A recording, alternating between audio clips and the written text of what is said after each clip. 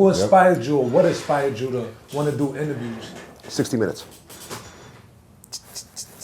You said that. So, all the interviewers on the show, or one particular one that inspired you? The whole concept of the show, the way they did it. Because I've always felt like Larry King.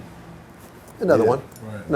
Yeah. No, you said you wanted. Hip your hop design was more Larry King. Was more Larry King, but 60 Minutes I felt was a platform that shifted the world when these interviews dropped.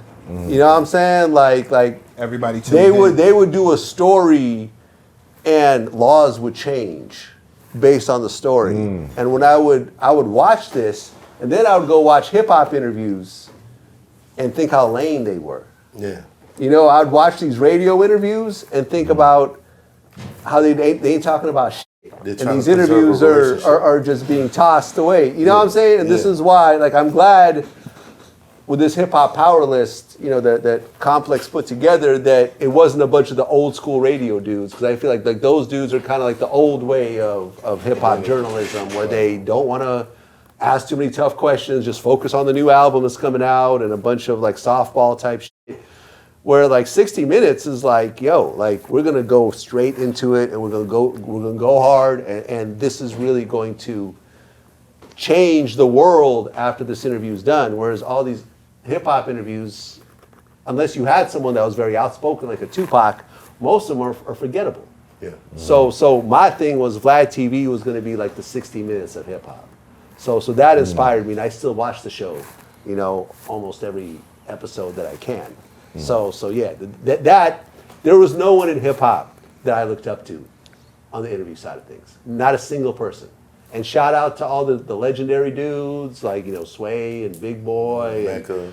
You know, Mecca, you know, Bonsu with Double XL, and all these dudes who I you know, and Dave Mays and everyone else who set the platform. But I just felt like what they did is not what I was going to do. Right. I was going to be more 60 Minutes. And I took the flack for being the 60 Minutes of hip hop, you know, by being called the police and the feds and all that. You know, but you fast forward to 2023, a lot of people do Vlad TV type interviews. Yeah. I was just the poster boy that had to take the darts early on of doing these types of interviews, but everyone is now starting to catch up in their own type of way. Right. You know what I'm saying? I'm not going to name any names, but you know, I mean, you watch a lot of interviews, it's like, oh, you asking Vlad type questions. You know what I'm saying? And that's cool. That's my whole Troy Ave interview that day. Yeah? Oh, you was Vlad Hoffa. Your man called me Vlad Hoffa. Who? China Mac. China Mac, yeah. Yeah. And I was like, how's that an insult, my guy? Yeah. Yeah, you told me about that. I didn't even catch that when it happened. Yeah. You know what I'm saying? You need to check him next time you see him. Or don't. Or don't. You got beef with Benny? Who? Benny. I guess Benny that's the Butcher? Yeah. No. You don't feel like he stole your shit? He's like, wow, what about Oh, yeah. You know who pointed that out was Alchemist. Yeah. Because I used to be called Vlad the Butcher during my mixtape days. Yeah. And I remember the first time I heard Benny, it was like that one mixtape with the 97 Hove. It was on there, and Alchemist did a bunch of the beats. And I remember I just texted Alchemist. I'm like, yo, this Benny shit is crazy. He was like, yo, one butcher to another. And I'm like, oh, I didn't. Oh, shit, yeah. Like, that was dope. Yeah. But yeah, nah, man. I don't. I've never, like, we all, like me and Too Short think the same in terms of this. It's like, we put shit out there in the world for people to absorb it and emulate it in their own way. Why would we ever get mad at someone who uses part of what we do and incorporates it into their own content, art form? Unless they're a content creator. Well, I mean, unless they're stealing it. I'm messing with you. I'm really you know what I'm saying? Like, really yo, like we put shit out there. Like, you know what I mean? Like the, you know, the Yeezy and everything else like that. That came from Too Short and E40.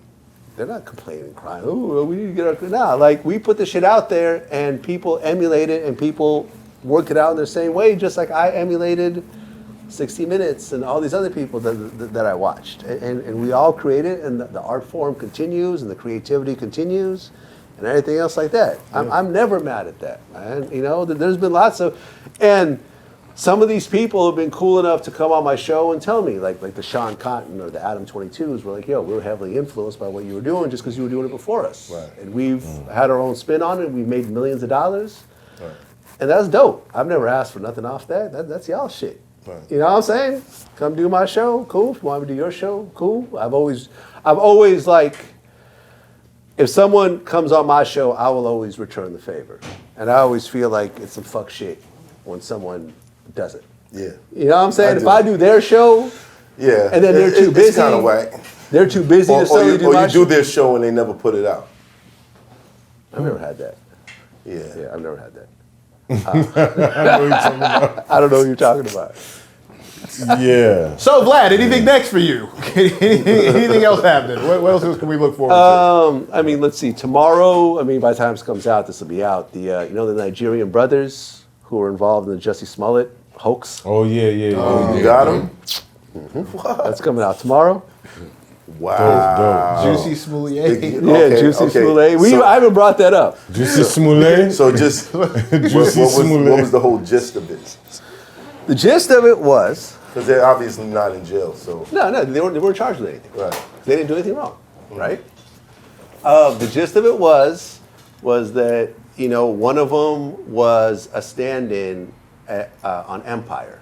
Like, Jussie, like, got to know one of them on some workout type shit. He got him a job as a stand-in for, like, to play, like, his he had a love interest, a gay love interest on the show, and this guy was just a stand-in to just work out the scenes and so forth. During that time, they got cool. He helped Jussie, like, cop some drugs, you know, some ecstasy and cocaine. He was the middleman. Jussie would pay him with Venmo, which is crazy. You know, like when he wants buyer protection, that shit. Like, and basically what happened was Jussie got some hate mail to Empire, like someone, you know, whatever, die, F word, maybe it was a, hanging, something. And he felt like the Empire people didn't really pay much attention to it or make a big enough deal out of it. So he got together with them and concocted this plan where they would pretend to beat him up on camera, and he would put the video out, and it would go viral. Right. And he wouldn't call the police, and it would just be this. And the justification for doing this was like, listen, in Hollywood, this is how it all works. He told them that the Kim Kardashian kidnapping didn't really happen. It was all fake, which is not true. Right? It is real. Kim really got kidnapped. People are really going to prison. Kanye literally left his show and flew to Paris. Like, you know what I mean? It wasn't fake. But these guys are just trying to get into Hollywood, so this big star is telling them how it works. So he's like, okay, they paid him $3,500 to do this shit. Yikes. With a check, which the police found. You know? That's crazy. And, once they got arrested and everything else like that, they cooperated. And, you know. I hear Dave Chappelle in my head right now. I know this guy named Jussie Smollett. Juicy. I brought that up in the interview. You know, they thought it was hilarious. I did the only interview with Lance on Rivera about the Jay-Z stabbing. That's supposed to come out tomorrow, I think, as well. Wow. Tune in for that one. Yep. Did he do it? You got to tune in. It's a very convoluted story. By the time this drops... He got stabbed. Yeah, he got stabbed. He got stabbed. Did he say what? But he's claiming that Jay didn't do it. But he claimed that Jay's people did. But then there is an alternate story, like Chris Gotti was there when it happened, and he said that Jay did stab him.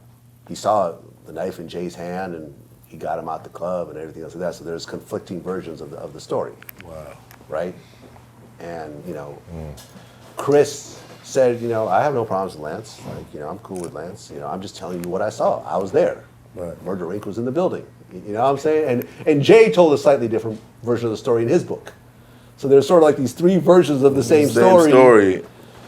That you're not quite sure. We all know that Jay nicknamed himself Jigger. Shortly after. Old enough know what the streets said at that time. What did the streets say? That night they said that he walked up, that they was in the spot, and Jay saw him and walked up to him and poked him up. Yeah. Jigger. He claimed that Jay himself never stabbed him, but he said that Jay's people surrounded him and stabbed him up. Right. You know what I'm saying? Did he say when it was over? Because we had Leaked his music type shit. Well, I mean, the story was that Jay's album got bootlegged. Yeah, Volume 3. Volume 3, and that he was somehow. But that to me sounds weird. That's what because the street said at that time, though. That part just doesn't make sense to me. Why is that? Because how much. He's already had a bunch of success with Big. Like, you know what I mean? Like Lil' Kim, that was his project. You know what I'm saying? Yeah. Yeah. Your man's falling asleep already. You're supposed to be protecting us. Hey, you supposed to be over here protecting us. That's not a good look. That's not a I like to good play with look. my security's fully awake right now. He ain't fully awake. He ain't fully awake. He ain't fully awake. well. I've been watching him too. He ain't fully awake. That's still not a good look. It's not. Fully awake now, bro. We can roll back and tape later. So Before we start making fun of the orange people in the room. Vlad, hold on. So Dutch. Vlad was saying, Yeah. that Unsaid it wasn't It wasn't, had nothing because to do of with the bootlegging of Yeah, Volume he 3. said he had no idea what Dutch said that it was was even over about. Charlie Baltimore. Yeah, and I brought that up too, and he said that's not true. And even Charlie said that wasn't true. Charlie Baltimore, because Cameron said that, and Charlie said that wasn't true. It isn't. Well, who cares? I mean, At this point. you think Jay would stab somebody over Charlie Baltimore? No, I think. That doesn't make sense. No, The album sounds more- the bootlegging, the bootlegging bootlegging, of his yeah. album is Right. because That shit was bootleg like a motherfucker. It was. That shit was everywhere in the That shit was on 2000s. Graham, Facts. Knickerbocker. I didn't even know it was coming out. Somebody started playing it. Yo, bro, Yo. we used to go on Fulton to get the bootleg of Volume 3 just to get the version that had "Is That Your Bitch" on it.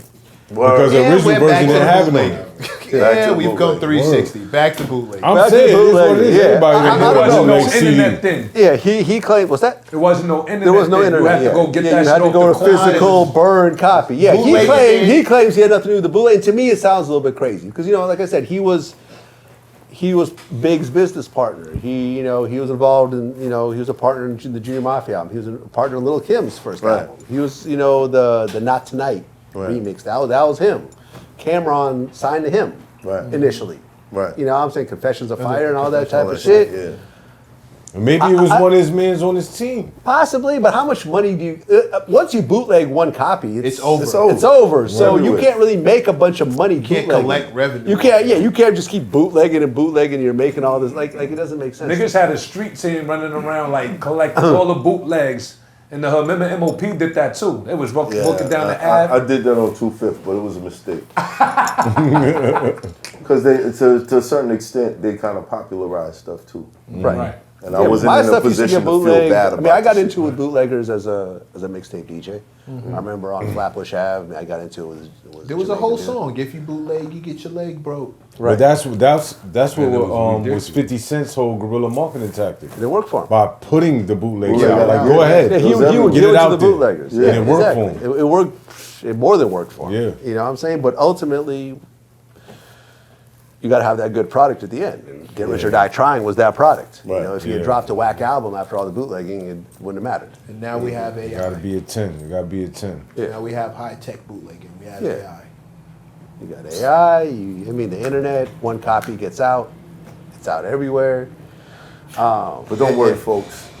We'll still be here. Yo, Math, I'm featuring on your next album in the Jay-Z voice. You gonna kill him, son. You gonna make We're not mad doing bread, that. son. We're not doing that. telling you. That's not how you get a Jay-Z Drake, verse. Weekend, whatever you need me to do, That's not bro. how you get a I Jay-Z got you. verse. It's not the way. It's not the route. It's hot for trapper turn smack rapper. Only smack rapper that you know is smack rappers. Got bars I can hang with the backpackers. Trap star, I don't hang with the backpackers. I'm in the hood with the work you heard. Making fiends leave earth you heard. Got your baby mama thirst you heard. Feel the flow, nigga, throw it in reverse. This the wave you need to surf you heard.